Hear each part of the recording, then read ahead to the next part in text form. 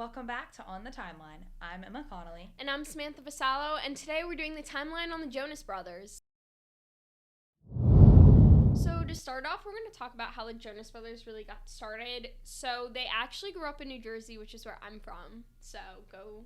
But you know what? Their parents Jersey. moved to 45 minutes from where I'm from. So. Okay, well, they're still from New Jersey. And they grew up actually with a strong sense of Christian values. Mm-hmm. Their father, I was about to say her, and I was like, it's not her. Their father was super religious and just was Assembly of God minister, which I didn't know actually. That's like a conservative Christian. Yeah. That came actually as a surprise. I did not know that. Anyway, so Nick was really the first one who got their head start. They were on Broadway at the age of 6, and in 2004 he released a Christian solo album. What? Yes, in case I've you never didn't heard of know. that. Yes, I know. But then they decided to really start a band, and with Kevin and Nick on guitar, and then Nick and Joe doing vocals. And they had their first album, It's About Time, released in 2006. And they had a bunch of songs that were written by some really cool artists, but it only sold 62,000 copies, and they were actually dropped by their record label. Oh my gosh. I know. Bad start for the Joe Bros. But then in 2007, they signed with Disney's Hollywood Records, and that really jumpstart their career because they got put on a lot of shows, which I think is what you're going to talk about. Yes.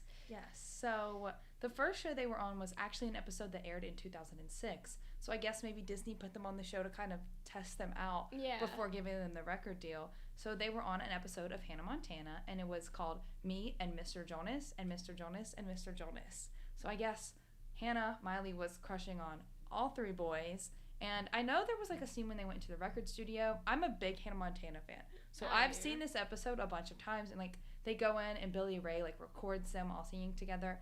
And then they actually appeared in her concert movie like a year or two later. But after that was the first Camp Rock movie. Iconic. Camp Rock. In 2008, and then after that was the 3D concert experience. So it played in select movie theaters, and now that's on Disney Plus. So you can actually watch them performing in 2009 fun. on Disney Plus. Did not know that. And then after that, in 2010, came Camp Rock 2 again. Slay. And then after that, in 2009 and 2010 was their TV show. Do you remember that? I do, yeah. Not like vividly, but I remember them like having a show. I wasn't like a Jonas Brothers. Like I was always on Disney XD as a kid. Me too. This is like kind of like a weird like offshoot from that, but we're actually going to talk about Nick Jonas's diabetes. Anyways, so Nick was diagnosed with type 1 diabetes as a teenager, and basically what this means is that his body creates little to no insulin, and he has to have regular medication in order to keep up his insulin count.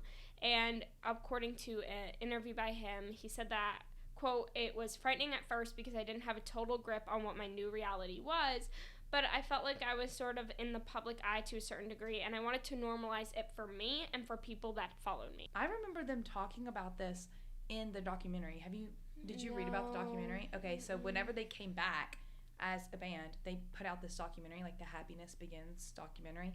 They talked a bunch about that. Oh, actually. okay, cool. Yeah. So what's your next thing? Okay, so mine is about their purity rings, which was a whole thing, and I just learned this, that it was a fad in Hollywood because of them. That like all these other Disney stars were getting purity rings too because the Jonas Brothers like set this standard. Bro, that's so odd to me. Yeah, so I have a quote that's just from a magazine article, and it's Nick. He says, "I took pride in it until I watched those interviews back years later, and I was like, I sound like a robot," Nick admitted during the episode. And that's it's actually funny. They took the rings off around 2013 when the band broke up the first time. Okay. So now they're 35, 33, and 30. Mm-hmm. So in 2013, like they were... that puts them at like 20, 23. Wow. Yeah. Crazy stuff. So they were old I to can't still have their believe purity ring. Like in the public eye too. Like you're in the public eye. You're still wearing your purity ring. Like that's funny to me. Yeah, I think it's funny too. But this says Miley Cyrus, Jordan Sparks, Selena Gomez, and Demi Lovato all also got purity rings during that time, inspired by the Jonas Brothers. I actually don't believe that. I literally... Miley Cyrus wearing a purity ring? No. That 2013, isn't that when, like, that's Wrecking Ball? Yes, that's my point. Okay. And, like, Demi Lovato. That's like the year she got kicked off of Disney Channel for doing coke. So now, fast forward a couple of years, it's 2019. Whoa. And the Jonas Brothers announced that they're going to have, like, a comeback. When I'm telling you, I lost my mind. Really? My friend Hallie at home and I were obsessed with them as children. And then when this came out, we FaceTimed each other when the first song dropped. Really? Yeah, I think crazy. I actually have a screen recording of us. Oh my gosh. Anyways, so they announced it in People's Magazine, but there have been rumors for like almost a year. And there was also like an Instagram account. Their Instagram account was revamped, and everybody was like, yo, the Jonas Brothers are coming back. This better happen with One Direction. And yeah. Guys, I got assigned bad cop because Sam had to leave us.